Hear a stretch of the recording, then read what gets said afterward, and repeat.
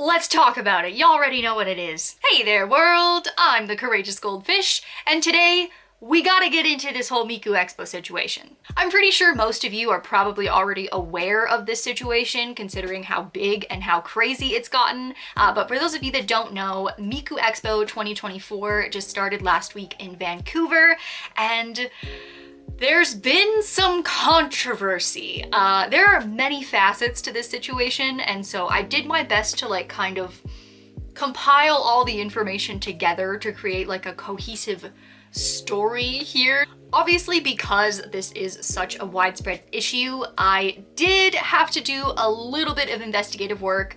So if there's any information in this video that is missing or is later proved to not be correct, please leave in the comments down below. Obviously, I am just one person and I'm just kind of trying to make it as concise as possible so that there's kind of a storyline that makes sense here. Also to note, I am filming this on the 11th of April. If any major updates happen before I put this video up, obviously I will be including them in a voiceover or something like that. But as of now, this is the information that we have about this situation. In the comments down below, I will probably pin anything that happens that's important. But speaking for now, I would just like to get a little bit into my personal experience because I was actually somebody that went to the April 4th Vancouver show. Kind of wanted to talk about what my experience was with it, and then kind of get into the aftermath and what has been going on in the community in recent days. Now, I, of course, was a big fan of Vocaloid music back in the day in the classic era. I feel really old saying that, but it was like the early 2010s, Rollin' Girl, World Is Mine, the Luka Luka Night Fever era. I would always see these videos online of all the people going out to the Miku concerts and having such a great time, and so of course it became a really big dream of mine to one day be able to go and experience it myself. So of course I was insanely hype when the North American tour got announced for 2024. But in order to paint a really clear picture of what has just transpired here, we gotta throw it back all the way to the beginning. Oh no. Oh no. The first documented post I could find announcing the tour was posted on the official Crunchyroll account on September the 12th of 2023, with a special pre-sale for Crunchyroll Premium members set for 2 days later on September 14th. The idea was that premium Crunchyroll subscribers would get a code sent to their email to access the pre-sale, and then general tickets would go on sale 8 days later on September the 22nd. I can think of 2 reasons right off the bat why this was a really bad idea. Firstly, you're talking about the anime community.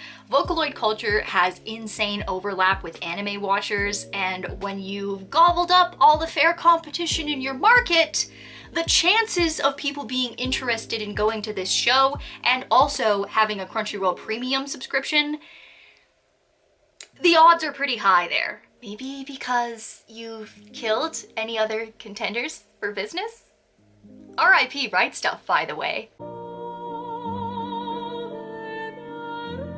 Secondly, if you're gonna do this, please, for the love of God, give people diverse codes. Literally all they had to do was send people individual codes that were specific to their accounts, and they could have avoided so much of the clusterfuck of what this turned into. But instead, tickets go live on September the 12th, and the internet does what the internet will do and spreads around this pre-sale code like a bad STI. To be fair, it doesn't take a hacker to guess that Miku x Crunchyroll would be a safe bet.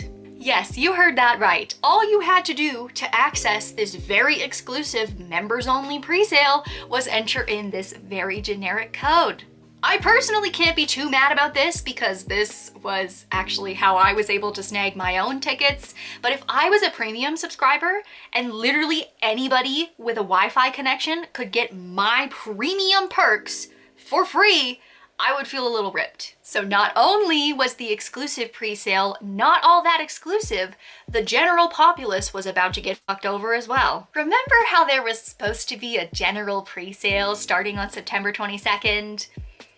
Yeah, Kind of hard to do that when you've sold out basically almost all of your venues. So basically what I'm saying is it was a bloodbath. Only those of us ruthless enough to climb our way out of the crab bucket had the privilege of spending hundreds to see a hologram anime girl dance on stage. Lots of things wrong with how this whole thing was handled, but I feel like it's also pertinent to note that this whole like pre-sale first thing is not new. Plenty of extremely successful, globally recognized artists have had pre-sales for their tours and had it not go as catastrophically badly as the Miku Expos did. It's really not that hard to figure out how to do it right. Namely, perhaps setting aside some tickets for general sale. I know, it's rocket science, it's so hard. But really, this should have been the first red flag because things are about to get much worse. There is no greater way to come for a weeb's wallet than to dangle merch in front of their faces like a little carrot, and I myself can attest to the fact that I am a victim of this phenomenon. Another thing about Vocaloid concerts that makes it special is that the crowd is usually lit up with people holding light sticks, swaying in time to the music, and changing colors based off which Vocaloid is performing. It's an integral part of the concert experience, and I can't speak for everybody, but I certainly had plans to buy one. Even my boyfriend, who was really just going to be supportive, asked me to buy him one as well so that he could fully participate in the culture of this event he was being dragged to. Now, I can't speak for previous years because I couldn't find any information, but this year's merch pre-sale started on March the 9th of 2024, which is literally less than a month from the first tour date, and the light sticks sold out in 1 hour. They did do a surprise limited restock a couple of days later, but unfortunately I missed out both times. This brings me to my next question. Why, if you know that these light sticks are such an integral part of the concert culture, and you're literally banning the use of any unofficial ones, would you not have a better system in place for the pre-sale of these things? Eliminating the problem at the source is literally probably the easiest way. I don't understand why they couldn't have just had like a ticket package or like an optional add-on at the time of ticket purchase. People that are actually going to the event have a chance to put their names in, and because tickets go on sale months and months before the tour kicks off, they'd have enough time to reasonably fill demand. Or secondly, collect the emails of ticket holders and send them unique codes when the merch sale drops so that they get first dibs on what they're looking at. Or hey, even crazier thought, why not bring enough stock to the actual physical show to meet the on-site demand? My only hope left for light sticks was that they would have some day of, and I was going to the first day on the tour, so I had a little bit of optimism. So now let's get into what the hell happened in Vancouver. The best way to tell this story, I think, is kind of like narrating a bit of a timeline for my own personal experience, because I did actually go to the Vancouver show, so I thought I would just like kind of outline what happened to me and my experience with it and what I was thinking at the time. Obviously, I can't speak for everybody's experience. This was just like one facet of what was going on here, and I did not buy pit tickets. I did not buy pit tickets, and so I was in the seated area of the arena. We had to travel to make it out of Vancouver, and so we caught an early flight and thought that we would show up at the venue around 6 p.m, hopefully to get through the merch line and then have some time to take some photos, because I worked really hard on my cosplay. Video on that coming soon, because that project was a hell of my own creation in many ways. When we got to the event, we found the merch line pretty quickly and realized that our hopes of light sticks were probably dashed. Huh? The merch tent had opened at 2 p.m, which became a really big sticking point for VIP ticket holders, because it was literally in the description of the perks that they would receive for upgrading and paying extra to be able to access the merch early.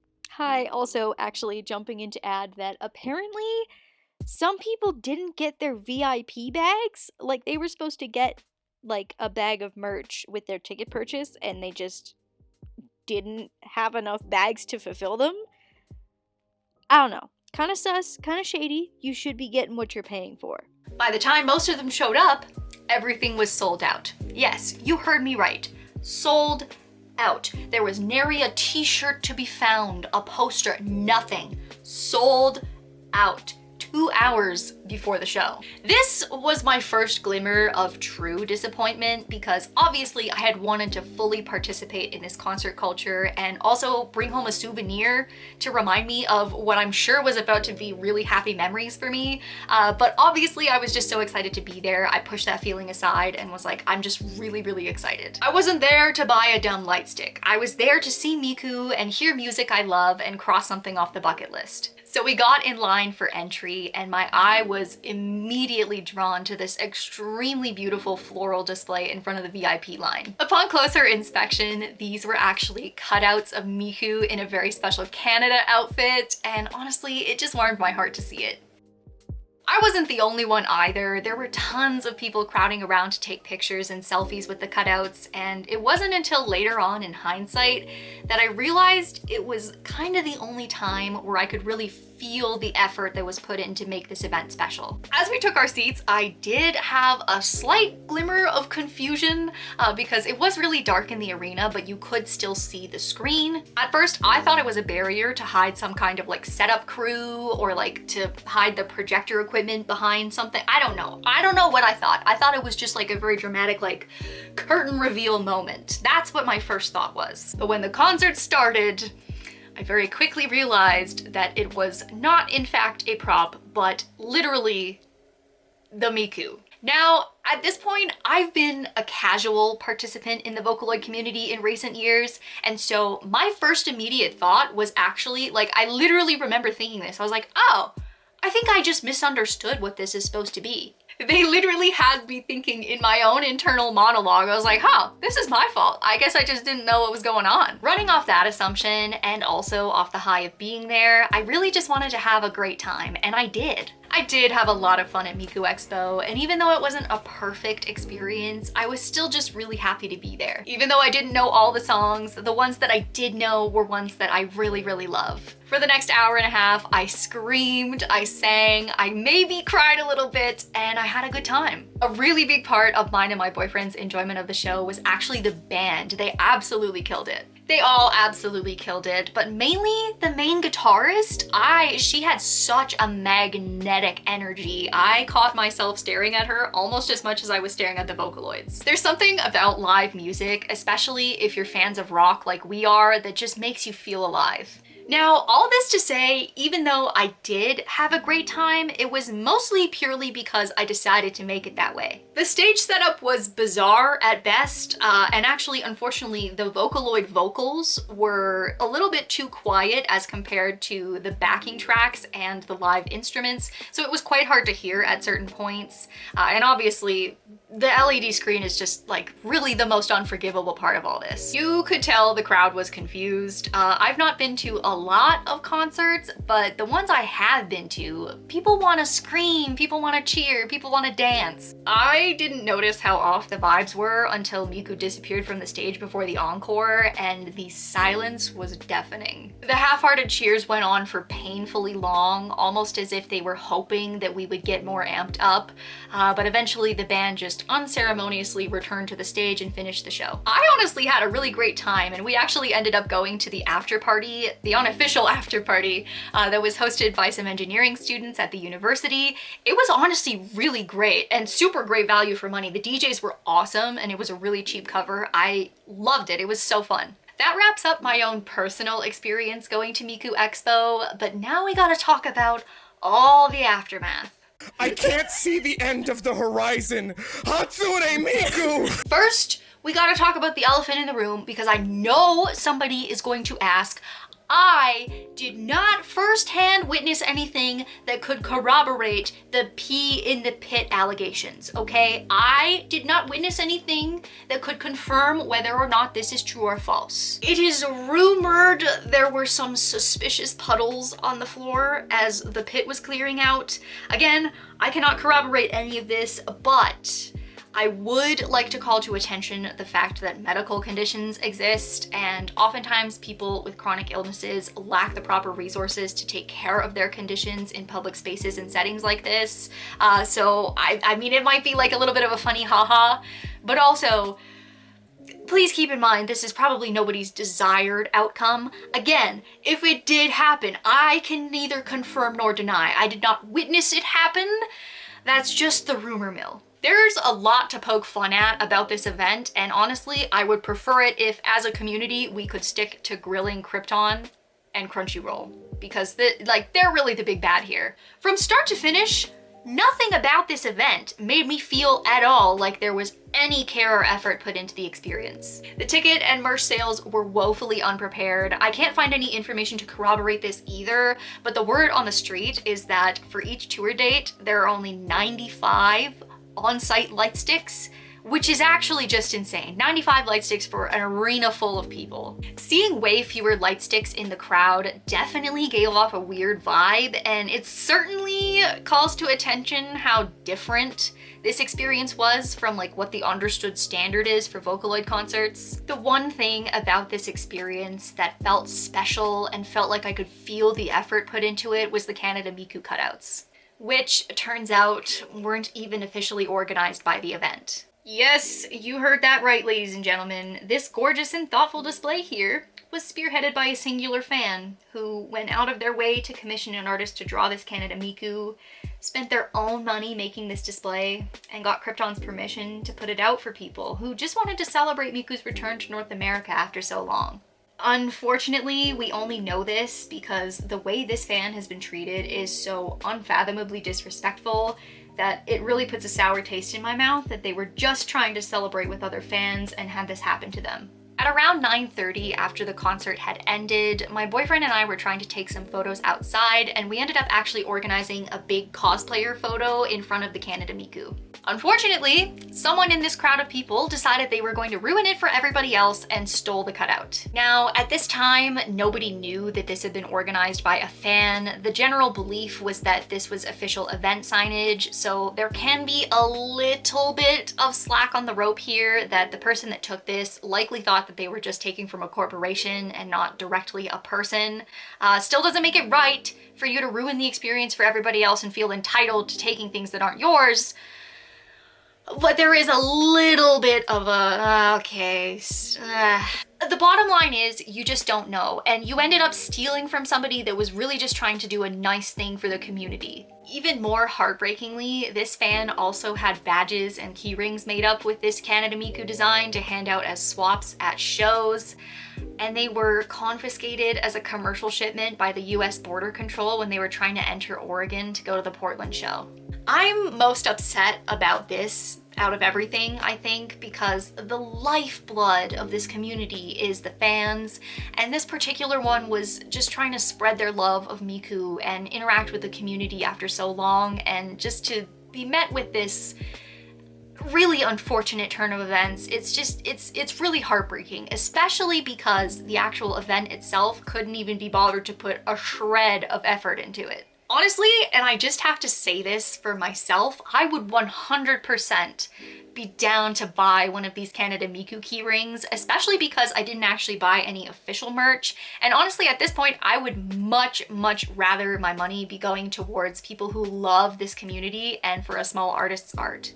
Okay, I don't know how I missed this when I was doing the research for this video, but I gotta double back for a second because I cannot leave this unsaid. According to this thread on this user's X account, the venue staff called the cops on this person for their free giveaway of badges and keychains and their approved floral display. Yes, approved. They posted screenshots of communications they had with Krypton that allowed them, specifically allowed them to put out this display, and yet the venue staff still called the cops on them. Are you freaking serious? I can't even believe. This is horrific. Obviously though, the main problem people were having was with the screen. Part of the gimmick that makes Vocaloid concerts special is that they use a special projector technology to project a hologram, like a 3D model of the Vocaloid to sing and dance on stage. Now listen, the technology can be pretty rough, it's not perfect, but it's become a beloved part of the experience, and it's synonymous with reasonable expectations one would have when buying tickets for this event.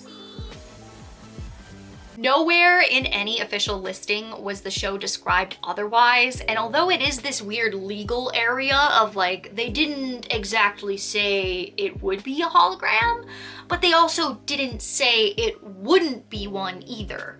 That seems like something that, given the context and the community, seems like an extremely sus move. People paid for a hologram, not a flat screen TV. Now, because Vancouver was the first stop of the leg, we went into it not knowing what to expect, but in the aftermath, there was a ton of confusion about whether or not this was a tour-wide situation or just for the Vancouver show or what the heck was even going on. People had 4 main theories. 1, the flat screen was used last minute due to technical issues setting up the projection equipment on the first night of tour and the first North American show in 6 years. 2, they used the flat screen for Vancouver only because it was being filmed and the footage would turn out better without the glass projector screen. 3, they need to use the LED screen on the tour until the real projector equipment is back from Coachella to close out the tour with. And 4, it wasn't in the budget to afford the correct projector equipment. Obviously, these theories get more and more bizarre the further you go down the list, and honestly, in my opinion, the first one is really the only acceptable explanation. As someone who went to the Vancouver show, I would be really upset if I was given a subpar experience strictly for the process of filming the show to make more money. Miku was announced for the Coachella lineup sometime after the tour had been announced, and so it did make somewhat sense that the big resources would be going towards the bigger ticket event. But does that make it right for other people that spent money to have a subpar experience? And fourthly, if you're going to charge hundreds of dollars for a ticket, cheap out on stage design, cheap out on merch, cheap out on every possible corner to be cut, and you still can't afford the proper equipment, there's mismanagement happening. But I don't think that's what this is. I think they straight up just don't care.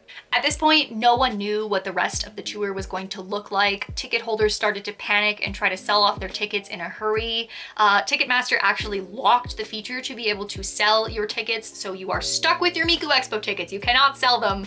And also, I personally have not been able to leave a Ticketmaster review. I have been able to review every other ticket purchase I've ever made, but I cannot review my Miku Expo experience for some reason. Some ticket holders for future dates held on to hopes that theories 1 and 2 were correct, or maybe theory 3 if they were going to a date that was after Coachella weekend. But so far it seems like the LED screen was plan A. So far the show in Portland and both dates in San Jose have been LED screens as well. I believe at the time that this is going up, the Phoenix show will have also already happened. So if it is not an LED screen, I'll put a little blurb here, but it probably will be. Also, one little extra cherry on top was that the event organizers actually edited the Coachella performance description to delete the word hologram in a very clear and transparent method of damage control. I'm literally watching the Coachella performance live, and I swear to freaking God, this is the same set list and the same set design. Like, I don't know if they'll show it, but like, oh my God, you gotta be kidding me. Are you serious? They brought this to Coachella. Okay, so it wasn't exactly the same, mostly because Miku was the only Vocaloid that performed, which I suppose makes sense because it's Hatsune Miku and not like Vocaloid that has the headliner. I don't even actually know if she's the headliner. She's just performing, I think. But anyways, was not exactly the same, but also was basically the same. Not only was my physical experience at Miku Expo leading me to believe this, it wasn't even everything that happened after either. What really hammered home to me that they do not care was just the complete and total lack of response. Honestly, the silence is super loud. It kind of tells me everything I need to know. The response has been so quiet on any official word, and yet they are loving to go out there and copyright claim and strike down people's videos. Although they were filmed illegally, I feel like we somewhat have a little bit of a right to do so because this is just kind of, you know, you f around with us, we're gonna f around with you a little bit, right? So why would you feel the need to gag your fans, to gag your community about something if you weren't guilty, at least in some degree. All of it paints a very stark picture to me of a corporate entity trying to do their best to protect their bottom line. There will be a hard lesson to learn, though, that biting the fans that feed you is a very inadvisable move. A Business Insider article has come out since the filming of this video that did actually include a little bit of an official statement from Krypton, or a spokesperson for the company. So, spokesperson for Miku's creator, Krypton Future Media, told Business Insider that the LED screen technology will continue to be featured at shows across North America and Europe. We appreciate the fan feedback regarding Miku Expo's North America tour and will continue to refine our show experience with our audience in mind, the spokesperson said. And that's all they got. That's like the biggest answer, non-answer I've ever heard personally. And also, I don't really like the language that's used in the rest of this article. I kind of feel like it's a little bit biased towards making fun of anime fans. And I just don't really feel it gets to the heart of the issue anyways. I don't know. This is just a weird response, no? So, in conclusion, what do we do from here? Well, my best advice is that if you have tickets for Miku Expo, feel your disappointment, acknowledge it, and then just go and try to have the best time that you possibly can. You're still surrounded by fans, you're still surrounded by cosplayers, you're still listening to live music that we all love, and honestly, that's kind of the only thing you can do at this point. Don't ruin it for yourself. Try to have the best experience possible. On the activism front, keep lighting up Twitter, keep making your voices heard, keep writing reviews. I'm gonna leave a link down below to the official petition that everybody is signing to get Krypton and Crunchyroll to make a response and issue refunds. Thirdly, please, if anybody knows where Canada Miku is, please reach out to this Twitter user here. They are the owner of this Canada Miku, and it would be really, really great if somebody who knows something could help bring her home. But that about does it for me today, friends. If you are interested in seeing more content of me, hopefully I will be having my Miku Expo cosplay video go up next week. Kind of gives like an overview of the hell I put myself through for that. So hopefully that'll be up next week. I also have a pretty massive haul coming down the pipeline because I haven't been able to properly sit down and film one for like months at this point. So I have figures stacked up from like January. So you got a big fat one coming your way. If you went to Miku Expo yourself, or if you have any information or anything that I missed, please feel free to leave your experiences in the comments down below here. Obviously, again, like I said, I'll be pinning any relevant information that comes out after this video has been filmed and posted. But yeah, this is just kind of the way things stand for now. But of course, as always, thank you so much for watching, and I'll catch you on the flip side.